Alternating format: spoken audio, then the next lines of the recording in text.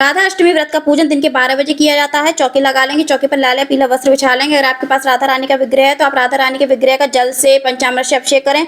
अगर नहीं है तो आप लड्डू गोपाल जी को राधा रानी का रूप मान करके आज के दिन उनका पूजन कर सकते हैं, उनका श्रृंगार कर सकते हैं। इस प्रकार से मैंने अपने लड्डू गोपाल जी का पंचामृत से अभिषेक कर दिया। अब मैं इनको नीले रंग के वस्त्र पहना करके चौकी पर अक्षत या फिर पुष्पों का आसन देकर के विराजित कर लूंगी। अब कलश की स्थापना करेंगे तो कलश के कट पर मौली बांध लेंगे, रोली या कुमकुम से स्वास्थ्य बना लेंगे।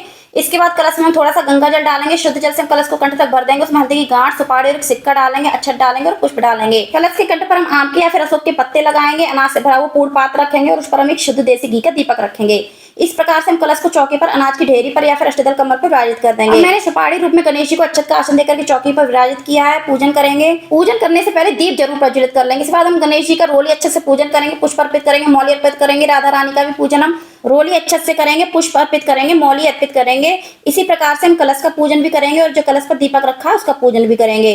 साथ में हम राधा रानी को भोग भी लगाएंगे। तो हम दही की अरबी का उनको भोग लगाएंगे, पूड़ी का भोग लगाएंगे, फलों का भोग लगाएंगे, खीर का भोग लगा सकते हैं आप। गणेश जी के लिए हम अलग से भोग रखेंगे। और फ्रेंड्स, राधा रानी के आप जल जरूर रखें। जो भी भोग लगाएं उसमें तुलसी दल अवश्य डालें। राधा रानी को हम श्रृंगार की सामग्री अर्पित करेंगे।